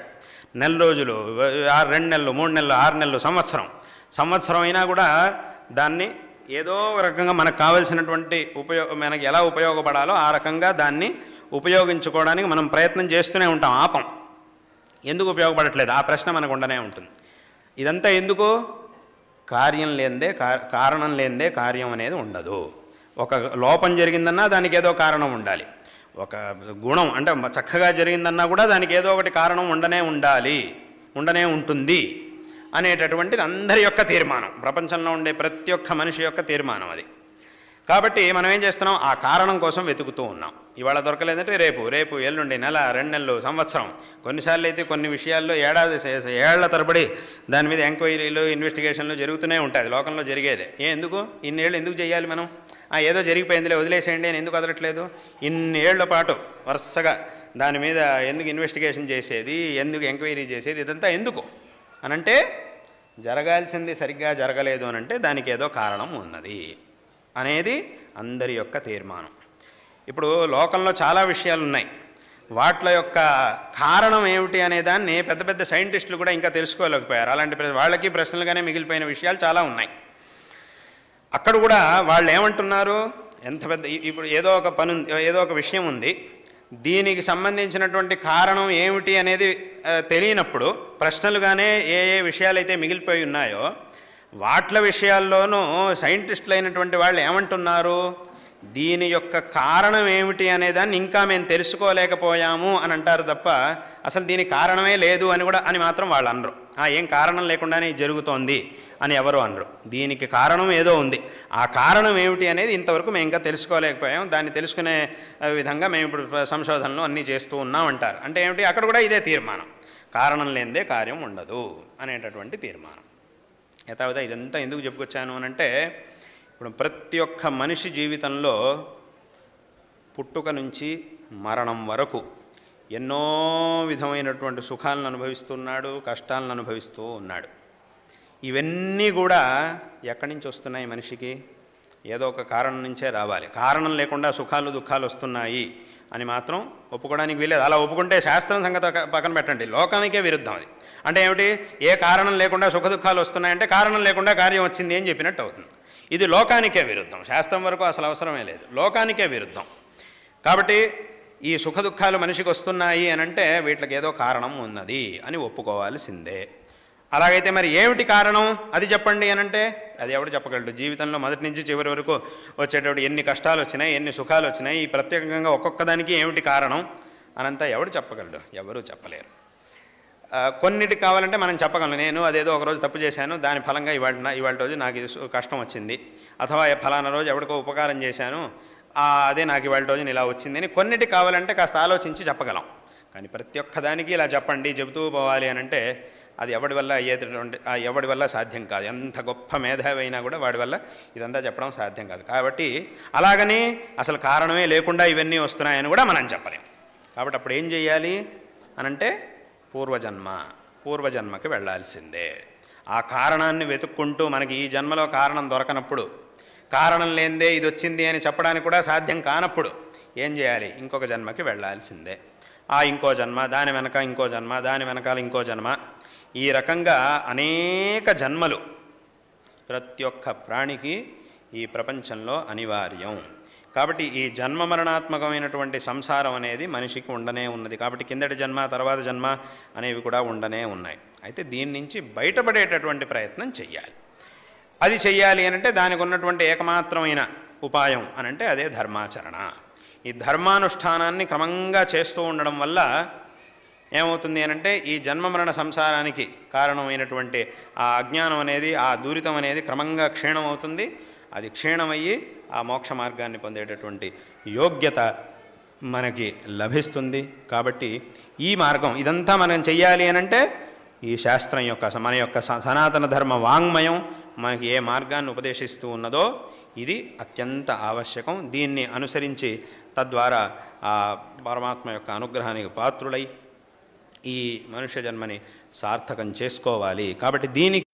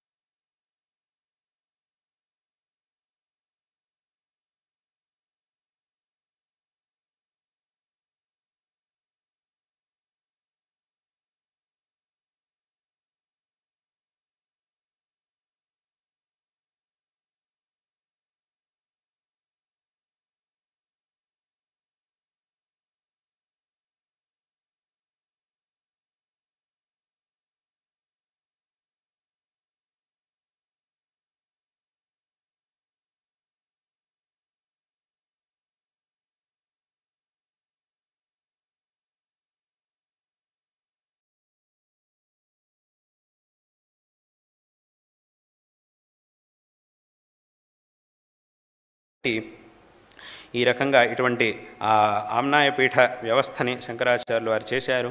ఇటువంటి పీఠముల్లో ఈ దక్షిణ దిక్కులో దక్షిణామ్నాయ శృంగేరి శారదా పీఠాన్ని శంకరాచార్యులు వారు స్థాపించి ఉన్నారు. ఈ పీఠంలో శంకరాచార్యుల వారు తదనంతరం సురేశ్వరాచార్యుల వారు ఈ రకంగా ఈ పీఠ పరంపర ప్రారంభమై ఉన్నది. దీంట్లోనే మన భారతదేశం యొక్క ఇతిహాసంలో ఒక గొప్ప సామ్రాజ్యంగా వెలుగొందినటువంటి విజయనగర సామ్రాజ్యాన్ని స్థాపించినటువంటి విద్యారణ్య మహాస్వామి వారు ఈ పీఠంలో 12వ అధిపతులుగా ఉండి విశేషంగా ధర్మ సంస్థాపన చేశారు. ఇలా అవిచ్ఛిన్నంగా సాగుతూ వస్తున్నటువంటి ఈ పరంపరలో 36వ అధిపతులు మా గురువరేణ్యులు జగద్గురు శ్రీ శ్రీ భారతీ తీర్థ మహాస్వామి వారు. వారు 1995లో అప్పుడు ఇక్కడ అనంతపురానికి విచ్చేసి ఈ నూతనమైనటువంటి శంకర మఠంలో శారదా అమ్మవారి యొక్క శంకరాచార్యుల వారి యొక్క మూర్తులని ప్రతిష్టాపన చేసి ఉన్నారు. మాఘమాసంలో అప్పుడు మూర్తుల్ని ప్రతిష్ఠ చేసి ఉన్నారు. ఇప్పుడు దాదాపుగా 30 సంవత్సరాలు 3 దశకాలు అయినాయి. ప్రస్తుతం ఇక్కడ అమ్మవారి యొక్క మరియు శంకరాచార్యుల వారి యొక్క పంచలోహ మూర్తుల్ని ప్రతిష్ఠించాలి అనేటటువంటి ఆ సంకల్పం, ఆ ఆదేశం మా గురువర్యుల నుంచి మాకు లభించింది. తద్వారా ఈ యొక్క కార్యాన్ని నెరవేర్చడం కోసం, చేయడం కోసం ఇక్కడికి వచ్చాం. రేపటి రోజున ఈ కుంభాభిషేక కార్యక్రమం ఇక్కడ జరగనున్నది. అమ్మవారి యొక్క ఆ దివ్య సాన్నిధ్యం ఇతోపి ఇంకా అధికంగా వర్ధిల్లి అందరికీ కూడా విశేషంగా ఆ అమ్మవారి యొక్క అనుగ్రహం అనేది లభించనున్నది. కాబట్టి రేపటి రోజున ఈ కార్యక్రమం అంతా జరగబోతూ ఉన్నది. ఇవాళ రోజున దానికి పూర్వాంగంగా వేరే కార్యక్రమాలన్నీ కూడా జరుగుతున్నాయి. అదే రకంగా ఇవాళ రోజున ఈ అవధాన కార్యక్రమం అనేది కూడా చెయ్యాలి అనేటటువంటి ఆ సంకల్పం మాకు వచ్చింది. తద్వారా ఇవాళ రోజున ఈ కార్యక్రమం సంపన్నమై ఉన్నది. ఇది అత్యంత సంతోషకరమైనటువంటి విషయం. ఈ సందర్భంలో మీ అందరికీ కూడా నారాయణ స్మరణపూర్వకమైనటువంటి ఆశీర్వాదాలని తెలియజేస్తూ ఉన్నాం. శ్రీ శారదా చంద్రమౌళీశ్వరుల మరియు మా గురువర్యుల యొక్క పరిపూర్ణమైనటువంటి కృపాకటాక్షం మీ అందరి యందు సదాకాలం ఉండుగాక. ఈ విధమైనటువంటి ధర్మశ్రద్ధ, ఈ భగవద్భక్తి, గురుభక్తి ఇది నిరంతరం అందరిలోనూ ఇదే రకంగా ఉండుగాక. తద్వారా ఇతోపి అధికమైనటువంటి శ్రేయస్సు అందరికీ కూడా లభించుగాక అని ఈ సందర్భంలో మీ అందరికీ ఆశీస్సుల్ని తెలియజేస్తూ ఉన్నాం. ఏదైనా సరే మనం ఏం చేసినా, ఏ విధమైనటువంటి ఆచరణ చేసినా కూడా దానికి ఒక ప్రమాణం, ఒక సంప్రదాయాన్ని పెట్టుకొని మనం ఆచరణ చేయాలి. అందుకే శంకరాచార్యుల వారు ఒక మాట అంటారు, ప్రసిద్ధమైనటువంటి మాట, దుస్తర్కాత్ సువిరమ్యతాం శృతిమతస్తర్కోను సంధీయతాం అని అంటారు. ఏమిటి ఈ మాటకు అర్థం ఏమిటి? సంక్షేపంగా సరళంగా ఈ మాటకి ఏమిటి అర్థం అని చెప్పాలంటే, ఎప్పుడూ కూడా ఏ లౌకికమైనటువంటి పనుల సంగతి అట్లా ఉంచండి, ధార్మికమైనటువంటి ఆచరణలు ఏవైతే ఉన్నాయో వాట్లని ఆచరించేటప్పుడు ఎప్పుడూ కూడా గుడ్డిగా ఏ విధమైనటువంటి ఆచరణలను చెయ్యకూడదు అనేటటువంటిది ఈ మొదటి మాట యొక్క అర్థం. ఊరికే గుడ్డిగా ఎవరో ఏదో చెప్పారు, ఎవరు చెప్పారు, వాడికి ఏం వచ్చు, చెప్పిన వాడి యోగ్యత ఏమిటి, వాడు ఏం చదువుకున్నాడు, ఏం చెప్పాడు, ఇదేమీ లేకుండా ఊరికే కళ్ళు మూసుకొని గుడ్డిగా ఏదేదో చేస్తూ ఉండడం, ఇట్లా మనం చెయ్యకూడదు అనేది మొదటి మాట యొక్క అర్థం. రెండో మాట యొక్క అర్థం ఏమిటి? ఒకళ్ళు సరైనటువంటి ప్రమాణాన్ని పెట్టుకొని ప్రమాణపూర్వకంగా ఒక మంచి విషయాన్ని మనకు తెలియజేసినప్పుడు దాని మీద ఊరికే కుతర్కాలు చూపిస్తూ కుతర్కాలు దాని మీద చేయకుండా మన మంచి కోసం ఒకళ్ళు ప్రమాణపూర్వకంగా మనకు ఒక మంచి విషయాన్ని ఉపదేశించినప్పుడు దాన్ని చక్కగా ఆచరణ చెయ్యాలి. అప్పుడు ఊరికే అనవసరమైనటువంటి కుతర్కాలన్నీ అక్కడికి తీసుకురాకూడదు. అంటే ఏమిటి? ఏ పని కూడా ఊరికే గుడ్డిగా ఏమీ చేయకూడదు. అలాగని విపరీతమైనటువంటి కుతర్కాలు చేస్తూ ఉండడం, మనకున్నటువంటి బుద్ధిశక్తినంతా దాన్ని నిందించడానికి ఉపయోగించడం, ఇలా కూడా చేయకూడదు అనేదే ఈ మాట యొక్క అర్థం. దుస్తర్కాత్ సువిరమ్యతాం శృతిమతస్తర్కోనుసంధీయతాం అనే మాటకి ఇది అర్థం. కాబట్టి ఇప్పుడు ఏమైంది? ఇలా ఇప్పుడు చెప్పినట్టుగా ఈ దుస్తర్కాత్ సువిరమ్యతాం అనే మాట యొక్క అర్థం తెలుసుకోకుండా ఊరికే గుడ్డిగా ఏదేదో చేసేవాళ్ళు ఉన్నారు, చాలామంది ఉన్నారు. వాళ్ళ వల్లే మన ధర్మానికి మనకి చెడ్డ పేరు, అప్రతిష్ట వచ్చేది వాళ్ళ వల్లే, అలాంటి వాళ్ళ వల్లే వచ్చింది. చాలాసార్లు అలాంటి వాళ్ళ వల్లే మనకు అప్రతిష్ట అనేది వచ్చింది. ఈ ధర్మానికి దీనికంతా కూడా వస్తూ ఉన్నది. ఎందుకు వస్తోంది? అసలు ఏమిటి దాని పరంపర ఏమిటి, అది ఏమి చూడకుండా ఊరికే గుడ్డిగా ఎవరో ఏదో చెప్పారు, వాళ్ళు ఏదో చెప్పారు, వీళ్ళు ఏదో చెప్పారు, అది ఎందుకు చెప్పారు ఏమిటి, అదేమి చూడకుండా ఏదేదో చేయడం వల్లే ఏదేదో చేయడం, దాని మొత్తానికి ఇది ధర్మాచరణ అనే ఒక పేరుని దానికి పెట్టడం, ఇలా చేయడం వల్ల ఎన్నోసార్లు చెడ్డ పేర్లు మనకు వస్తూ ఉన్నాయి. కానీ ఇది రాకూడదనే శంకరాచార్యుల వారు అప్పుడే చెప్పారు.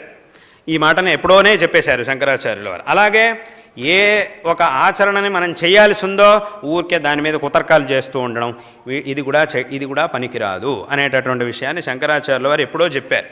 దీని యొక్క అర్థం తెలుసుకోకపోవడం వల్ల ఇన్ని అనర్థాలు జరుగుతూ ఉన్నాయి. ఆ అర్థాన్ని కనుక సరిగ్గా తెలుసుకుంటే ఈ అనర్థాలు జరిగేవి కాదు. కాబట్టి ఈ సరైనటువంటి మార్గం ఏదైతే ఉందో దాన్ని శాస్త్రముల ద్వారా, శాస్త్రజ్ఞుల ద్వారా ఈ విషయాల్ని సరిగ్గా తెలుసుకొని జీవితంలో కృతార్థులు కావాలి అనేటటువంటి విషయాన్ని మీ అందరికీ తెలియజేస్తూ, విశేషంగా ఇప్పుడు చెప్పినట్టుగా మా గురువర్యులు వెనకటి కాలంలో ఇక్కడికి వచ్చి ప్రతిష్ఠ చేసి ఉన్నారు. ఎంతో విశేషంగా మా గురువర్యులు ధర్మ ప్రచార కార్యాలు ఎన్నో సంపూర్ణ భారతదేశంలో ఎన్నో కార్యాలను చేసి ఉన్నారు. అందులోనూ విశేషంగా మా గురువర్యుల యొక్క సన్యాస దీక్ష అయ్యి సరిగ్గా ఈ సంవత్సరానికి 50 సంవత్సరాలు అవుతూ ఉన్నది. ఇది 50వ సంవత్సరం నడుస్తూ ఉన్నది. అందుకే ఈ సందర్భాన్ని పురస్కరించుకునే సువర్ణ భారతి అనేటటువంటి ఒక ఉత్సవాల్ని సువర్ణ భారతి అనేటటువంటి నామధేయంతో ఎన్నో ఉత్సవాలు శృంగేరిలో జరుగుతూ ఉన్నాయి. ఇటీవలే చివరికి మొన్న ఒక శ్రౌత మహాసమ్మేళనం కూడా ఇదే సువర్ణ భారతి అనేటటువంటి సందర్భాన్ని పురస్కరించుకొని దాని యొక్క ఆచరణ కూడా జరిగి ఉన్నది. కాబట్టి సందర్భంలోనే ఇక్కడ అమ్మవారు శారదా అమ్మవారి యొక్క, శంకరాచార్యుల యొక్క ఈ పంచలోహమూర్తుల ప్రతిష్ఠ కూడా ఈ సువర్ణ అయితే ఈ పీఠాన్ని అధిష్ఠించినటువంటి యతులకి శంకరులు ఉపదేశించి ఉన్నారో ఆ కర్తవ్యాన్ని ఎంతో దక్షతతో విశేషంగా నిర్వహించి విశేషంగా సమస్త ఆస్తికులకు మా గురువరుల అనుగ్రహాన్ని చేసి ఉన్నారు. మనం ముఖ్యంగా తెలుసుకోవాల్సినటువంటి ఏమిటి, గురువులు మనకి ఏ మార్గాన్ని ఉపదేశిస్తూ ఉన్నారు, ఏ మార్గాన్ని మనకు ఉపదేశించారు, మనం వారి దగ్గర నుంచి ఏం తెలుసుకోవాలి, ఏం చేస్తే నాకు శ్రేయస్సు కలుగుతుంది ఇత్యాది విషయాల్ని మనం తెలుసుకోవాలి. వారు మనకి ఏం ఉపదేశిస్తూ ఉన్నారు అనేటటువంటి విషయాన్ని మనం తెలుసుకోవాలి. దీన్ని మనం చూడాలి. ఒక గురువులో మనం చూడవలసినటువంటి విషయాలు ఇవి. ముఖ్యంగా గురువుకు కావలసినటువంటిది ఏమిటి, జ్ఞానం. ఒక వ్యక్తి గురువు అని అనిపించుకోవాలి అని అంటే అది కేవలం జ్ఞానం వల్లనే అనిపించుకోవడానికి సాధ్యం ఉంది. కాబట్టి గురువు అంటే జ్ఞానం అనేది ముఖ్యం. ఓ గురువు అధిగత తత్వ శిష్యహితాయ ఉద్యత సతతం అని శంకరాచార్యులు గారు చెప్పారు. కాబట్టి గురువుకు జ్ఞానమే ప్రధానం. ఆ జ్ఞానమే లేదు అని అంటే ఎవరిని కూడా మనం గురువు అనడానికి వీల్లేదు. కాబట్టి గురువు అనిపించుకోవాలంటే జ్ఞానం అనేది ఉండాలి. కాబట్టి గురువులో మనం చూడవలసినటువంటిది ఏమిటి, జ్ఞానం. అటువంటి ఆ జ్ఞానంతో ఆ గురువు మనకు చేస్తున్నటువంటి ఉపదేశాల్ని మనం తెలుసుకోవాలి, దాన్ని ఆచరణ చేయాలి. అంతే తప్ప ఇప్పుడు మా గురువుగారు ఏం ఉపదేశం చేశారు, ఏం చేశారు అనే దాన్ని చూడాలి. అంతే తప్ప ఇప్పుడు గురువుగారు ఏం కారులో తిరుగుతారు, ఏం ఆసనంలో కూర్చుంటారు, ఆ బంగారు ఆసనంలో కూర్చుంటారా, వెండి ఆసనంలో కూర్చుంటారా, దేంట్లో తిరుగుతారు, ఏం కూర్చుంటారు, ఎక్కడుంటారు, ఇది కాదు మనం చూడాల్సినటువంటి. వారు ఏం ఉపదేశించారు, మన యొక్క ఏమీ ఉపదేశించలేదు, మన శ్రేయస్సు కోసం ఏమీ చెప్పనే లేదు అని అంటే అప్పుడు ఇవన్నీ చూడాలి. అదేమిటి, ఏం ఉపదేశం చేయలేదు ఏమిటా అని మనం చూడాలి తప్ప మనకి ఏం ఉపదేశించారు, ఉపదేశం చేసినా కూడా మంచి మార్గాన్ని ఉపదేశించినా కూడా దాన్ని వదిలిపెట్టేసి ఇలాంటి అసంబద్ధమైనటువంటి ఇలాంటి విషయాలన్నీ చూస్తే దానివల్ల మనకి ఏ విధమైనటువంటి ప్రయోజనము లేదు. ఎందుకంటే ఒక పీఠం అని అన్నప్పుడు దానికి కొన్ని గౌరవాలు మర్యాదలు అవన్నీ ఉంటాయి. దాని ప్రకారంగా అవన్నీ జరుగుతూ ఉంటాయి. అవన్నీ కూడా ఏ ఏ వ్యవస్థలు ఉంటాయో అవన్నీ కూడా అపేక్షతో జరిగేవి కాదు, అథవా దాని మీద ఏదో ఆశతో జరిగేటటువంటివి కావు. ఒక పీఠము ఒక గురువు అన్నప్పుడు దానికి ఒక విధమైనటువంటి వ్యవస్థ ఉంటుంది. ఇప్పుడు ఉదాహరణకి విద్యారణ్య స్వామి వారి కాలంలో విజయనగర సామ్రాజ్యం యొక్క అధిపతులు ఎన్నో రాజలాంఛనాలన్నిటినీ కూడా పీఠానికి ఇచ్చారు, పీఠానికి సమర్పణ చేశారు. అప్పుడు అప్పటి కాలంలో రాజులు శాసనం చేశారు. ఏమిటి అంటే ఇంక నుంచి జగద్గురువులు ఎక్కడికి వెళ్ళినా కూడా ఈ రాజలాంఛనాలన్నీ కూడా ఉండాలి, వీటితోనే వెళ్ళాలి అనేటటువంటి అంటే దానికి ఆ వ్యవస్థని చెయ్యాలి అనేటటువంటి విషయాన్ని అప్పటి కాలంలో రాజులు ఉపదేశించారు, ఆ శాసనం చేశారు. కాబట్టి దాని ప్రకారంగా ఇవన్నీ ఉంటాయే తప్ప ఇవన్నీ కూడా అపేక్షతో అథవా వారి జగద్గురువులు కాబట్టి ఇవన్నీ వారికి వచ్చినాయి తప్ప ఇవి వచ్చినాయి కాబట్టి జగద్గురువులు అని కాదు. ఇవి ఉండడం వల్ల ఎవరు జగద్గురువులు ఎవరు, ఈ రాజలాంఛనాన్ని పెట్టేసుకుంటే వాడు జగద్గురు అయిపోతాడు అని అట్లా ఎవరు అవరు. ఆ యోగ్యత ఉంటే కనుక అప్పుడు ఇవన్నీ కూడా వాటంతటవే వస్తాయి. కాబట్టి ఈ రకంగా చేస్తారు తప్ప మనం చూడాల్సినటువంటి విషయాలు ఇవి. ఎందుకంటే ఇప్పుడు ఏమిటి, ఏం చేస్తున్నావు, దేంట్లో తిరుగుతున్నావు, ఏం చేస్తున్నావు, ఎక్కడ కూర్చుంటావు అనే అసలు అటువంటి విషయాల్ని కూర్చున్నవాడే చూడట్లేదు, వాడే చూడట్లేదు దాని విషయాల్ని. వేరే వాళ్ళందరూ దాన్ని చూడటం ఎందుకు, దాన్ని కాదు మనం చూడాల్సినటువంటి. అందుకే నేను ఒక ఉదాహరణ చెప్తూ ఉంటాను. ఒక పెద్ద సింహాసనం ఉంది, ఆ సింహాసనం చాలా ఎత్తుగా ఉంది, ఎన్నో రత్నాలు ఉన్నాయి దాంట్లో, మంచి బ్రహ్మాండమైనటువంటి సింహాసనం. కింద నుంచి చూసే వాళ్ళందరూ అనుకుంటున్నా, అబ్బా ఎంత గొప్ప సింహాసనం ఇది, ఎవడు కూర్చుంటాడో కానీ దీంట్లో చాలా అదృష్టవంతుడు, ఎంత గొప్పగా ఉంది సింహాసనం అని చూస్తూ ఉన్నారు అందరూ. దాన్ని చూస్తూ ఉన్నారు, దాన్ని పొగుడుతూ ఉన్నారు. సరే, ఇందులో ఒకడు వచ్చాడు, ఆ సింహాసనంలో కూర్చునేవాడు ఒకడు వచ్చాడు. వాడు కూడా మొదటిసారి కూర్చోబోతున్నాడు. వాడికి చెప్పారు, నువ్వే కూర్చోవాల్సింది సింహాసనంలో అని వాడికి చెప్పారు. వాడికి కూడా మనసులో కుతూహలం ఉంది. ఇంత గొప్ప సింహాసనంలో నన్ను కూర్చోమన్నారు, కూర్చోబోతున్నాను నేను. ఒక్కొక్క మెట్టు ఎక్కుకుంటూ వెళ్ళాడు. దగ్గరికి వెళ్తున్న కొద్దీ వీడిలో ఇంకా కుతూహలం ఇంకా పెరుగుతోంది. దగ్గరికి వెళ్ళాడు, ఆ సింహాసనాన్నే చూస్తున్నాడు. అసలు అటు ఇటు కళ్ళు తిప్పే చూడట్లేదు. సింహాసనాన్నే అంటే అంత ఆకర్షకంగా ఉంది కాబట్టి దాన్ని అలాగే చూస్తూ వెళ్తున్నాడు. దగ్గరికి వెళ్తున్నాడు, ఒక్కొక్క మెట్టు ఎక్కాడు. దగ్గరికి వెళ్ళి సింహాసనంలో కూర్చున్నాడు. కూర్చున్న తర్వాత మళ్ళీ సింహాసనం కనబడలేదు వాడికి. ఎదురుకుండా ఉండే జనాలు కనబడుతున్నారు. వీడి ద్వారా ప్రయోజనం పొందడానికి వీడి ముందుకు వచ్చి నిలబడిన వ్యక్తులందరూ వీడి కర్తవ్యాలు కనబడుతున్నాయి వాడికి. సింహాసనం ఎక్కేంత వరకు సింహాసనం కనిపిస్తోంది. ఎక్కిన తర్వాత సింహాసనం కనబడుతుంది. సింహాసనం చూస్తూ కూర్చుంటే అయ్యే పని అవ్వదు. ఇంకా ఎక్కేంత వరకు సింహాసనం కనబడుతుంది. ఎక్కిన తర్వాత కూడా సింహాసనం చూడాలంటే ఇటు తిరిగి చూడాలి. అప్పుడు అటు తిరిగి కూర్చుంటే మరి పనులు ఎలా జరుగుతాయి? ఎదురుకుండా ఇటు తిరిగి చూడాలి, సింహాసనం మీదకి ఎక్కాలి, కూర్చోవాలి. ఎదురుకుండా మన కర్తవ్యాల్ని మనం చూడాలి.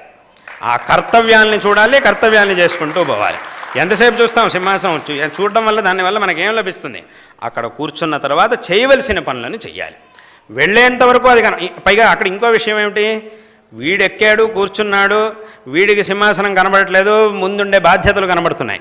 కానీ కిందుండే వాళ్ళకి ఇప్పటికీ సింహాసనమే కనబడుతోంది. కిందుండే వాళ్ళకి మాత్రం వాళ్ళకి ఇంకా సింహాసనమే కనబడుతోంది. ఇవన్నీ వీడి దృష్టికి ఏం కనబడుతోందో అది వాళ్ళకి కనబడదు.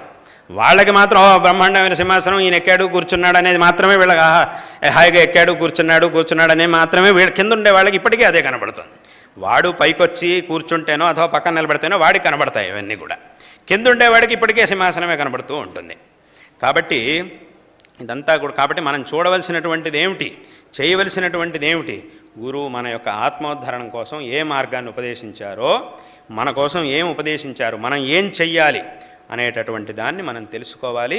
జీవితంలో ఈ ధార్మికమైనటువంటి మార్గాన్ని అనుసరించి కృతార్థులు కావాలి అనేటటువంటి విషయాన్ని ఈ సందర్భంలో మరొకసారి తెలియజేస్తూ మీ అందరికీ కూడా మా యొక్క నారాయణ స్మరణపూర్వకమైన ఆశీర్వాదాలని తెలియజేస్తూ ఉన్నాం. ప్రస్తుతం ఇవాళ రోజున ఈ యొక్క అమ్మవారి యొక్క మూర్తి ప్రతిష్టాపన ఈ విశేషమైనటువంటి సందర్భానికి ఎంతోమంది ఈ ప్రాంతంలో ఇక్కడ ఉండేటువంటి అనంతపురం నగరంలో ఉండేటటువంటి ఈ దక్షిణాంనాయ శృంగేరి శారదాపీఠం యొక్క శిష్యులు వారెంతోమంది దీంట్లో విశేషంగా తమ యొక్క సేవని సమర్పించి ఉన్నారు.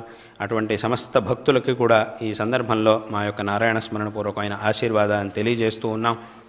అదే రకంగా ఇవాళ రోజున ఇక్కడ జరిగినటువంటి ఈ అవధానంలో విశేషంగా అన్నిటినీ కూడా ఎంతో దక్షతతో పూర్తి చేసి మా యొక్క విశేషమైనటువంటి ప్రీతికి పాత్రుడైనటువంటి లలితాదిత్య అతనికి కూడా మేము నారాయణ స్మరణపూర్వకంగా ఆశీర్వాదాన్ని తెలియజేస్తూ ఉన్నాం. విశేషంగా ఇతనిని లలితాదిత్యని ఎంతో ఆదర్శంగా తీసుకొని ఇంకా ఎంతోమంది తయారవ్వాలి. ఇలాంటి వాళ్ళు ఇంకా చాలామంది తయారవ్వాలి. అంటే అవధానం చేయడము అంటే ఏదో రకంగా పూరణ చేస్తే సరిపోదు. ఆ ఒక్కొక్క పూరణ అది పూరణను చేసిన రోజు మనకి గొప్పగా కనబడాలి. పూరణ చేసి కొన్నాళ్ళు అయిన తర్వాత చూసినా కూడా మనకు అదే రకంగా గొప్పగా కనబడాలి. అంటే కొన్నిసార్లు ఏమవుతుందంటే అవధానంలో ఆ సందర్భంలో ఏదో పూరణ చేసేయడం అలా చేస్తే సరిపోదు. అంటే అలా చేసినా కూడా ఏదో చేసినట్టు అవుతుంది. కానీ ఆ చేసినటువంటి పూరణ ఆ రోజు మనకి చాలా గొప్పగా కనబడాలి. ఏదో ఆ సందర్భానికి అయిపోయింది అన్నట్టుగా చేశామంటే అది ఆ రోజుకి మాత్రమే మనకు బాగా కనబడదు. తర్వాత మళ్ళీ మనం దాన్ని చూస్తే ఇదంత స్వారస్యంగా లేదే అని మనకు అనిపిస్తుంది. అంటే అటువంటి యోగ్యత రావాలంటే ఇదే రకంగా బాగా పరిశ్రమ చేయాలి. పరిశ్రమ చేశాడు కాబట్టి అటువంటి ఆ సామర్థ్యం అతనికి వచ్చింది. కాబట్టి ఈ రకమైనటువంటి సామర్థ్యం మనకి రావాలి. ఇంకా ఎంతోమంది ఇలా అవధానులు ఇదే రకంగా తయారవ్వాలి. విశేషంగా ఆ తయారయ్యేటటువంటి వాళ్ళకి ఆ భగవంతుడి యొక్క అనుగ్రహం, ఆ అందరి యొక్క మార్గదర్శనం అనేది కూడా ఖచ్చితంగా లభిస్తుంది. మార్గదర్శనం చేయడానికి పెద్దలందరూ కూడా చాలామంది ఉన్నారు. కాబట్టి ఇదే రకంగా ఇంకా అవధానులు ఈ రకంగా తయారవ్వాలి. కాబట్టి పునః లలితాదిత్యకి ఆశీర్వాదం చేసి ఇక్కడికి వచ్చినటువంటి సమస్త పృచ్ఛకులు విద్వాంసులకు కూడా మా యొక్క ఆశీర్వాదాలని తెలియజేస్తూ ఉన్నాం. అదే రకంగా ముందు ఇంకా మేము ఇప్పుడు చెప్పినట్టుగా ఈ సువర్ణ భారతి మహోత్సవాలు శృంగేరిలో జరుగుతూ ఉన్నాయి. ఆ సందర్భాన్నే పురస్కరించుకొని ఇప్పుడు ఇవాళ రోజున ఇక్కడ అష్టావధానం జరిగింది. భవిష్యత్తులో శృంగేరిలో మాకు కూడా ఒక ఆలోచన ఉంది. శృంగేరిలో ఒక శతావధానం చేయాలి అనేటటువంటి ఆలోచన నాకు ఉండింది. దాన్ని ఆ శతావధానం చేయించాలి అనే ఆలోచన నాకు ఉండింది. అదే సందర్భంలో దర్శనం శర్మ గారు మా దగ్గరకు వచ్చి అన్నారు, ఇక్కడ శృంగేరిలో ఒక శతావధానం చేయించాలి అని మేము అనుకుంటున్నాం అన్నారు. అప్పుడు నేను అలా అనుకున్నాను. అదే సందర్భానికి మీరు వచ్చారు కాబట్టి తప్పకుండా శృంగేరిలో శతావధానం చేయిద్దాము అని చెప్పి నేను అన్నాను. దానికి సంబంధించినటువంటి తారీఖులు కూడా ఇవాళ రోజున పొద్దున ఈ జూన్ మాసం 10, 11, 12 తారీఖుల్లో శృంగేరిలో ఈ శతావధాన కార్యక్రమం కూడా జరిగింది. అక్కడ కూడా ఈ పృచ్ఛకులందరూ కూడా అక్కడికి విచ్చేసి ఆ సందర్భంలో అక్కడికి రావాలి, ఇంకా ఎంతోమంది కావాలి, అందరూ కూడా ఆ సందర్భంలో అక్కడికి రావాలి అనేటటువంటి విషయాన్ని కూడా తెలియజేస్తూ అందరికీ కూడా ఆశీర్వాదాన్ని తెలియజేస్తూ ఉన్నాం. ఇక్కడికి వచ్చినటువంటి సమస్త ఆస్తికులకు మా యొక్క ఆశీర్వాదాలను తెలియజేస్తూ ఉన్నాం. విశేషంగా దీని యొక్క నిర్వహణ, దీని కార్యంలో ఇక్కడ చాలా ఏళ్ల క్రితం మా గురువు గారి ద్వారా రొద్దం ప్రభాకర్ రావు గారు ఇక్కడ ధర్మాధికారిగా ఆయన నియమింపబడి ఉన్నారు. ఆయన ఎన్నో సంవత్సరాలు ఇక్కడ సేవ చేశారు. ప్రస్తుతం ఆయనకి ఆరోగ్యం వయసు అయిపోయింది కాబట్టి ఆయన ఇక్కడికి రావడానికి ఆయనకు అనుకూలంగా లేదు. కాబట్టి ఆయన ఇక్కడికి ఇవాళ రోజున రాలేకపోయారు. అయినప్పటికీ ఉన్నటువంటి స్థితిలో ఆయన ఎంత చేయగలరో అంత చేశారు. ఈ సందర్భంలోనూ ఆయన ఏమేం చేయగలరో దాదాపుగా అదంతా ఆయన వ్యవస్థ చేశారు. ఆయనకి ఈ సందర్భంలో ఆశీర్వాదాన్ని తెలియజేస్తూ ఉన్నాం. అదేవిధంగా ఇంతకుముందు ఇక్కడ ఓరుగంటి విశ్వం గారు, ఆయన ఇక్కడ మేనేజర్గా ఉంటూ ఎంతో సేవ చేశారు. ప్రస్తుతం ఆయన మన మధ్యలో లేరు. అప్పటి నుంచి కూడా ప్రభాకర్ రావు గారు అలాగే విశ్వం గారి కాలం నుంచి కూడా వారితో పాటు ఉంటూ విశేషంగా మఠంలో సేవ చేస్తున్నారు సత్యప్రసాద్ గారు. ఆయన ఈ సందర్భంలో కావలసినటువంటి ఏర్పాటుని కూడా చేసి ఉన్నారు. ఆయనకు కూడా ఈ సందర్భంలో ఆశీర్వాదాన్ని తెలియజేస్తూ మీ అందరికీ మరొకసారి ఆశీర్వాదాన్ని తెలియజేసి ఈ భాషణాన్ని ఇక్కడ సమాప్తి చేస్తూ ఉన్నాం. హర నమః పార్వతీపతయే హర హర మహాదేవ.